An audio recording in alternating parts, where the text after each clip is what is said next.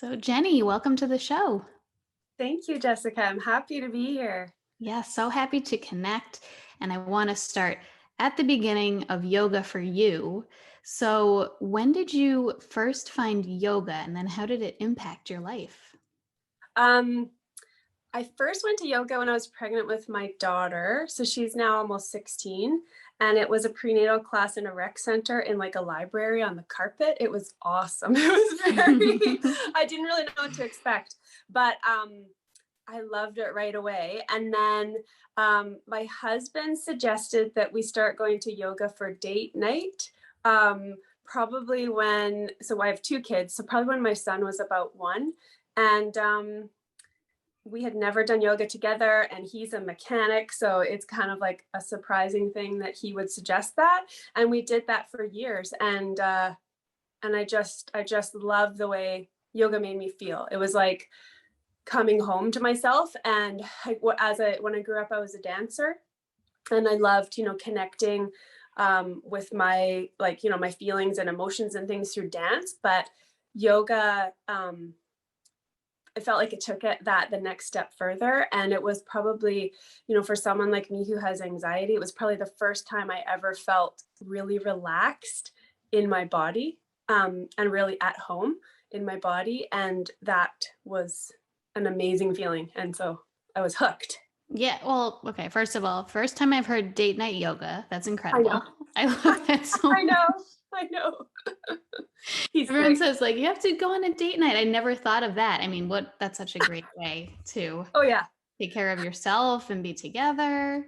Especially when you have a teacher like we had who I ended up taking my teacher training with, and she just loved to crack jokes. And so it was like, it was like everyone was laughing and breathing and moving together. And it was just like, I looked forward to it every week. Yeah. And I love how you described it as coming home to yourself. That's exactly it. That's exactly how I feel too. It's finding that safe place Hmm. that's in there, but we lose touch of in the day to day. And that, yoga is so powerful in that. And for those of us who found yoga, it's like the first time you feel that feeling. Hmm. That's why people then are like, oh, I'm going back. This is Yeah, there's something here. totally. Yeah. So from there, how did you then decide to bring yoga to children? So as I mentioned, the lady that we had as our yoga teacher, we were lucky enough to have for our date night yoga, became my teacher. I originally thought, well, I love yoga so much, maybe I should become an adult yoga teacher. So I dove in, and she started training me one-on-one. And as I was about halfway through my 200-hour training, our daughter, who was 7 at the time, started having really, really, really bad anxiety. And she became fearful of going to school, and she was having trouble sleeping and eating and everything. And so as I was in the middle of this training, I'm like, okay, what can I do to help her? How, can I teach her some breathing techniques, or, whatever I can take from this adult training I'm taking, and adapt it and make it work for a 7-year-old. And so I tried that, and she loved it, and it helped a lot. And I also got her a great counselor, and, it wasn't just, one thing. We tried a lot of things, but in the middle of trying to figure out how to make it work for her, I realized, oh, I think I want to do this with kids. Like, I taught dance for 11 years, and I've always loved being around kids. And I don't know why it didn't occur to me. I think it just that back then it wasn't a thing. Like, kids yoga wasn't a thing. And so it was tricky because I was the only person I knew that was interested in that. And I talked to different people and said, I think I'm going to just teach kids. And everyone said, that's not going to happen. Mm, Like, no, I really think I'm going to do that. So I really had to kind of carve out my own space and figure it out on my own and develop a program on my own. And so I leaned on a lot of people who already work with kids, which was mainly teachers and educators, and said, like, what do kids need? And, and just I spent a year developing a program and volunteering in my kids' schools and other schools to just try to get a sense of what was needed. And I took kids trainings as well, as finished my 200 hour. wow. And then Harmony Kids just arrived. Right. So your business. So before we get to that, and I want to hear about that. Well, we have in common too. I'm also dance background, taught children's dance, same thing. So there's a lot of people that kind of come from performing arts or dance backgrounds in kids yoga, which is interesting. But, Mhm. and also the more people I talk to, so many people arrived at kids yoga from parenting their own children and being like, wait a second, these tools are working for me. Maybe I'll try it with them. And then Yeah. seeing the power of that. Yeah, it's so incredible how that happens. So Yes. that's great. So this, if your daughter was 7, so this was over 10 years ago that Yeah. you, Yeah. okay. So from there, once you started to do that research and you were kind of figuring it all out. So then is that when you decided, okay, I think I could start up my company? And Yeah. It took like probably a good year and a half from the day I thought of that to yeah, actually, totally. you Yeah. know, to actually see it come to fruition. And I started it as a volunteer. Like I said, because I was developing the program and it was trial and error. So, there were some ideas I had that were, I tried and were a huge flop, but that's part of, the joy of working with kids is they're super honest. So if a game isn't fun, they're like, this game's not fun. Like they'll say it, Yeah. 5 seconds in and you're like, oh, okay. This isn't working. Yeah. So it's pretty easy if you're willing to listen to them. It's pretty easy to make sure that what you're offering is what lights them up. So That's so great. So where did you start teaching then once you were like, oh, this is kind of catching on? Were you in schools or at studios or what yeah, kind of classes? I started renting a church hall in my community and running classes, after school classes there one day a week. And then I started going to preschools and daycares and public schools and doing workshops for, specialty groups like Girl Guides and Scouts and those kinds of things. And then over time, we started looking at what I was paying to rent the space that I was using. And it was challenging because I was bringing my own kids, because of childcare. So they were there and I had to move all my gear back and forth. And there's a lot of fun things that Mhm. you need for kids yoga. So it was a lot of stuff. After a few years of that, we decided that it made more sense to set up a permanent studio. So we had space in our home and we live in a small community, but it's very popular with tourists and things like that. And there are a lot of families around. So it worked really well having that. So then I set that up and had brought on a few other teachers so that they could offer, a more of a variety and more, more days a week and more classes.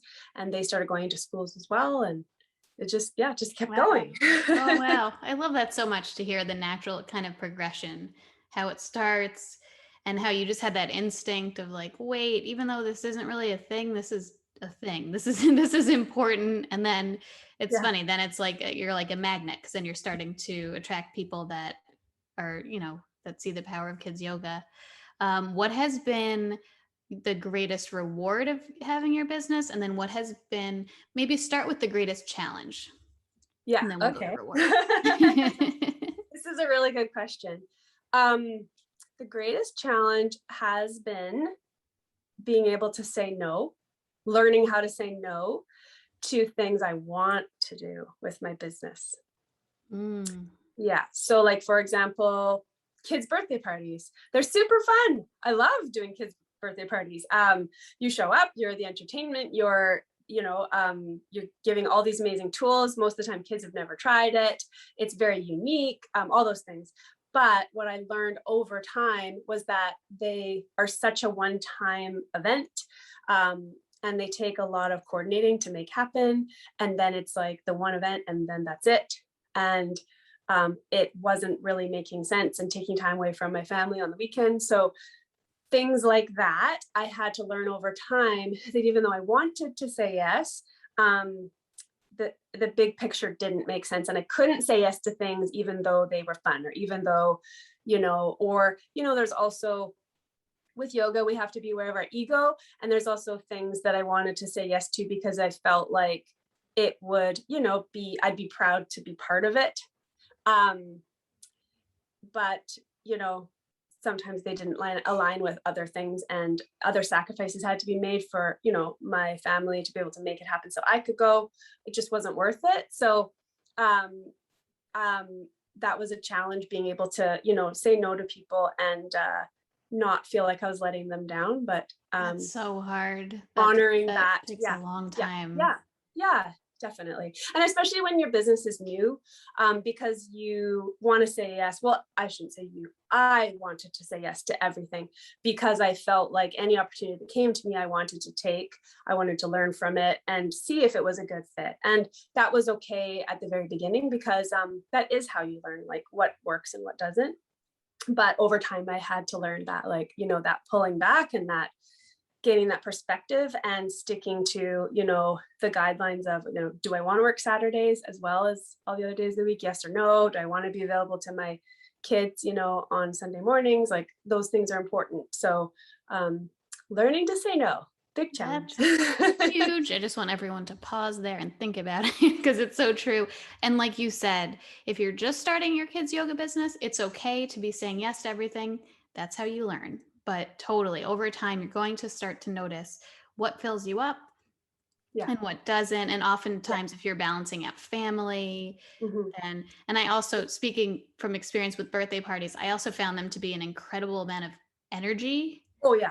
Yeah, so I would be like, afterwards, I'd just be completely spent because you're basically performing and it's this child's birthday, so you're making it, so special for them. But Yes. for me personally, I always found them a bit too draining. Yeah. So Yeah. You're definitely not going to do that and then, go cook a 5-course meal and right, or run a definitely not. marathon or something. You want to go home and like be very quiet. Exactly, Yeah. exactly. Yeah. Okay, so that's so important for people to know. So what has been Mm. the greatest reward then in having your business? Um, it's interesting, but what it is what the kids have taught me.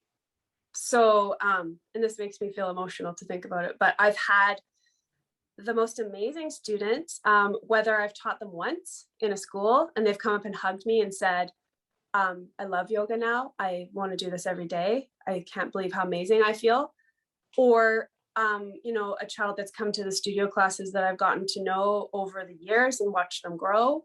I've worked with a lot of kids with special needs, and they have taught me the most incredible, beautiful lessons about um, how to how to see people, how to see, and especially kids with challenges, how to see their hearts and how to see the fact that everybody wants to feel loved and included and cared about. And um, I had one time a student who had really significant ADD, and I knew him really well. And he came to yoga one day and he was just crushed. And I said, "What's going on?" Because I find, in yoga class, kids really open up, right? So things can come up you don't necessarily plan for or expect. And he said, "I just feel like my teachers at school just don't like me, like as a person." And I was like, "Why would you say that?" Because I loved him to bits. And he said, "Because they just get really frustrated with me because I just can't sit still." And I was, I bet those teachers don't know that he feels that way. And, we know how that kids need to feel like the people around them care in order for them to be, ready to learn and invested in whatever they're doing, whether it's soccer or math or whatever. It just really taught me that even the kids that appear to be quote unquote difficult, they still need the same compassion, even more so, because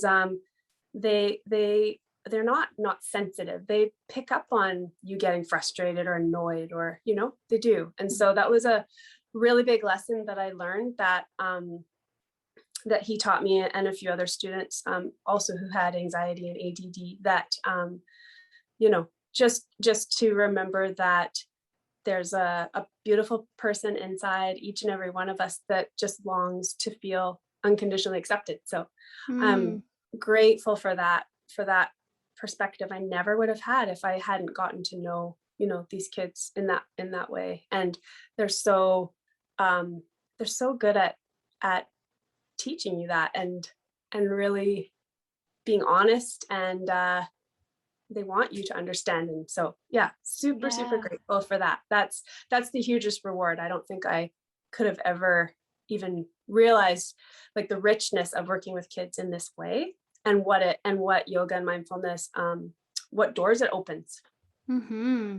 And Yeah. what that story reminds me of, there's a quote I have seen where they say children that need the most love reach out for it in the most unloving ways, Yeah. something to that degree, Yeah. where and like you're saying it, like you're describing, the longer you teach, the more you learn, because children like that open up to you and tell you what's Hmm. going on, and it's like, oh, Yeah. I didn't know that they felt that way, or that that's what was going on, and it's like it just completely is eye-opening to Yeah. every child's having an experience like that, Exactly. where the behavior is one thing and it's a symptom of something else. And Yeah. yeah, that's the gift we have as kids yoga teachers, is that we are not the teachers that are teaching 20, 25 kids all day, full day.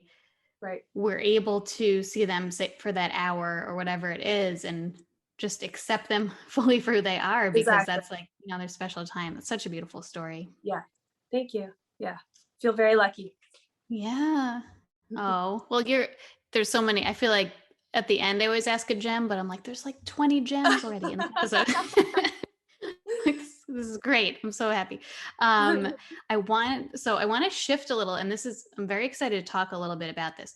People reach out to me often and ask about marketing, because they're like, Mhm. okay, I want to start a business. Basically, how do I get the word out? And so you mentioned you have a degree in marketing. So Mhm. I'd love to hear your perspective. So I thought a good place to start would be, are there any common mistakes you see kids yoga businesses, or I guess small businesses in general, Mhm. that you see that our listeners can avoid? Yeah. I jotted down a few ideas. So, um, the first one is one that I heard, a kid's shoe, the creator of kids shoes. I don't know if you have them in the United States. They're called Robies. They're like little pull-on slipper shoes. I Oh heard the yeah, lady, yeah. yeah, she started like in her basement and now it's a huge company. And I heard her on a podcast one time talking about how the very first thing she did, before she even started making them, when she had the idea, was to ask, her target market. So that's like your ideal customer, like who you think is going to want whatever it is, your service or product, to ask them what they thought of the idea and what they wanted. And I think that that's a crucial step that we often forget, is that we want to do something, like teach kids yoga, but you might want to teach kids yoga, but you live in a city that's not affordable for families, so there's no kids around.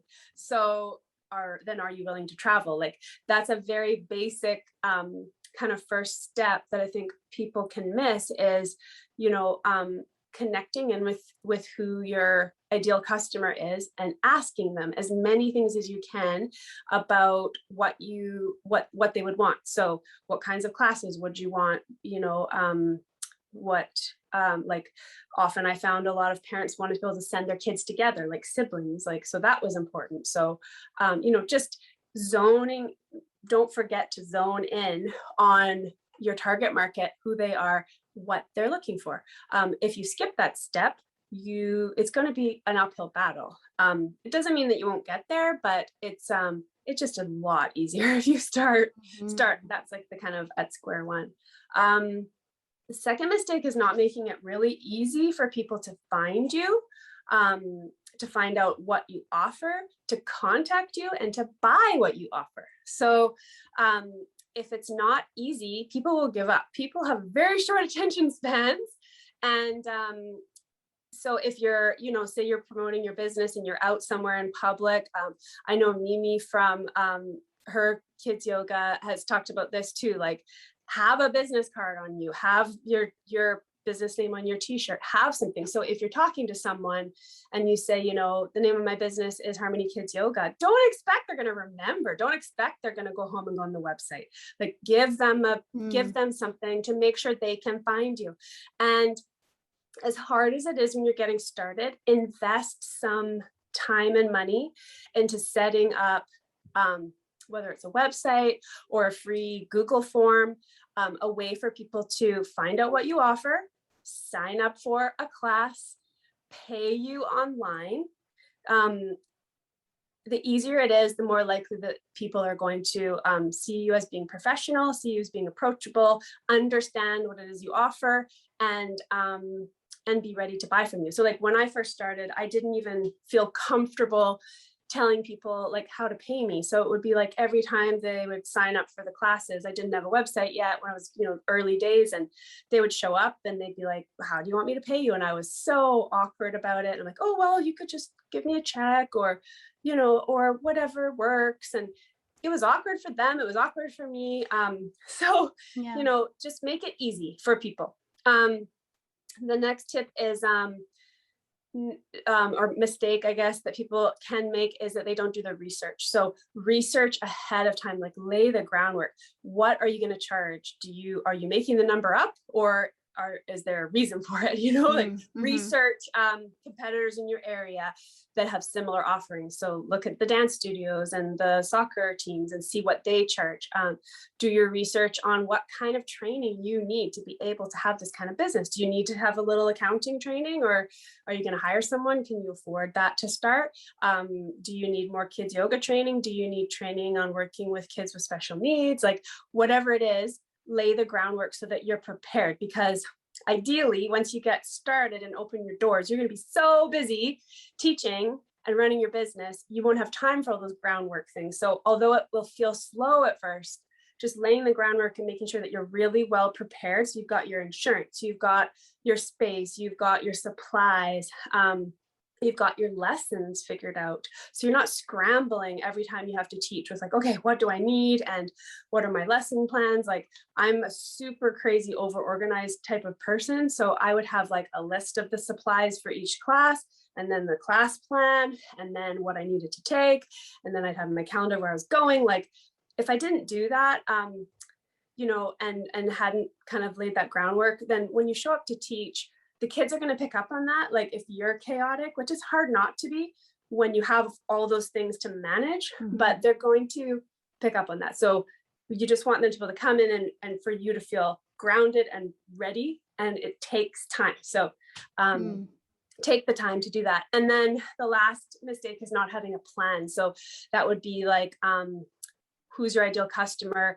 What do you want them to do? Like, do you want them to sign up for a year of weekly classes? If you don't know what your plan is, like what you want to offer and what you want from your customer, they won't know. They won't know, they show up for a class and they say like, oh, is this every week? And you're like, oh, I don't really know. Yeah, probably for maybe 2 more weeks, and then we'll see. And then they're like going, is she even going to be here in 2 weeks? This doesn't sound very, so have a plan, and you can change your plan, but at least have an idea of what you're offering and who it's for and what you want them to do. Do you want them to sign up for, 8 weeks, or do you want them to commit to whatever it is, so that they understand what they need to do to be part of your amazing class? Yeah, I feel like a theme in all of that is just having clarity with each step, and from the groundwork from the beginning. Who is your first ask, who is my target audience? Do you want to teach every age? Do you want to teach family yoga? Do you want to just teach teenagers? And starting there. And then, like you're saying, just having clarity, because like you said, if you don't have the clarity, then people coming aren't going to either. And making it easy. That's so huge, making it easy for people to sign up. That's a big one. I know me, like if I'm researching a class for my kids, if I can't figure out, I've got like 2 minutes before I'm interrupted by my kids. Exactly. If I can't figure it out, forget it. It's not going to happen. Yeah, that's life these days, right? It has to be really, really easy. Yes. Well, I love that. So those are things, the kind of what not to do or what to avoid. Do you have any tips on just general tips for marketing that we should be doing? Yes. The first one is be prepared to do some free promotion. So it's not, obviously, if you're running a business, you want to get paid, but doing demo classes at events. So like community festivals or school, especially school festivals, or family fun nights at schools, maybe through churches, if there's a community parade, or even doing a demo class for a group, say Girl Guides, who could potentially be students. You don't have to do a 2-hour class. You can do a 20-minute class. It doesn't have to be a big commitment. But if you, again, that's part of laying the groundwork, is it's getting your face and name out in front of people. I found in my experience that when I say I teach kids yoga, people are like, what? Exactly. And then the next thing they say is, oh, I don't think my kid could do yoga because they can't be quiet. And I'm like, no, that's not what kids yoga is. It's like really like fun and loud. And they're like, oh. So until people can see it, especially if it's new in your community or your program is new and different and you are new to the scene, let people see what it looks like, even if it's a little bit of time, and be prepared to do that. So there's a few community events that I do every year, and I have for since I started, and they're free. I do them for free, and I always get students signing up.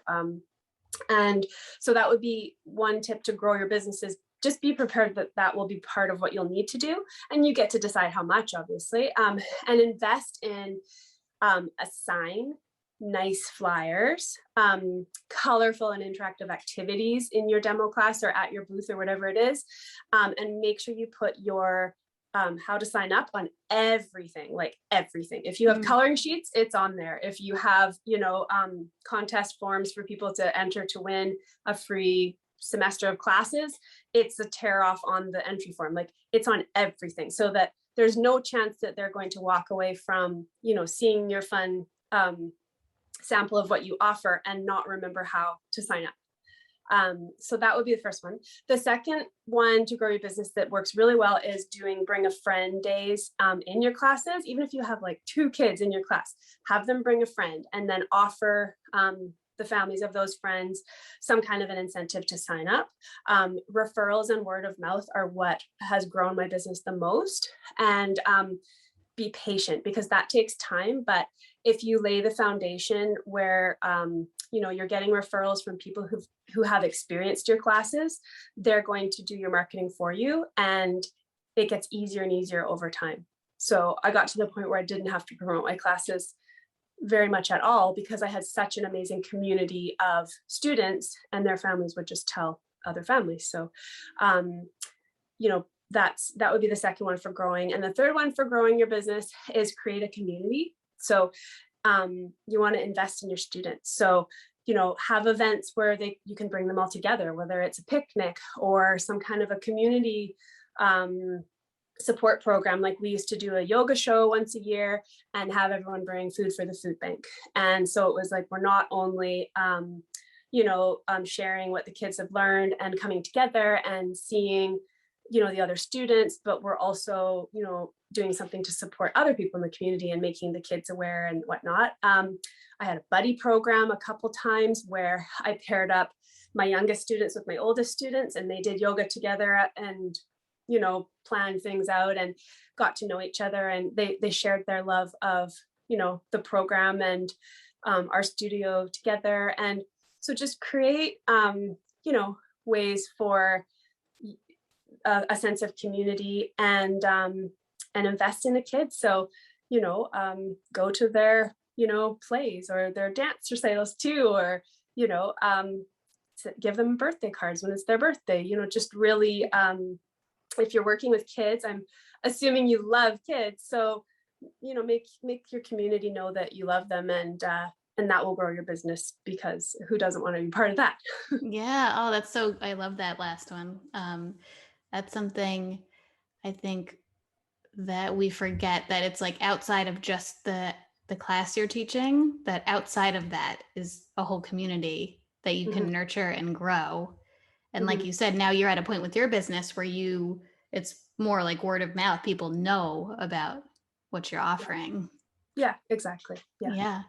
Thank you for all of that. That was huge. I'm so excited for people to hear this, because when I get that question, I'm like, marketing is not my specialty. And I was like, I want to talk to someone who knows, and you've touched on some really important things that I think are going to help a lot of business owners. Is there anything that you wanted to add, or do you feel like that covers most of it? I mean, I think that covers most of it. I know when I took marketing, in school, they talked a lot about how to advertise and all of that, but my experience has been that the best advertising is you. It's you getting out in front of people and them seeing what you're about.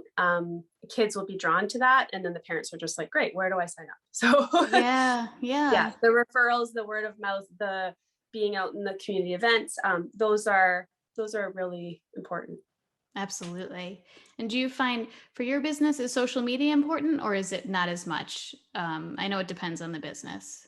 Yeah, I think so. I mean, it's interesting. Most of the people that I interact with on social media for my business aren't necessarily people who are local, Right. and able to come to classes. So Right. I I almost think that it's like a different market. It's like the people on social media are there and they're, seeing the tips I'm offering, or, what's available for them, whether they're, in the US or Australia or whatever.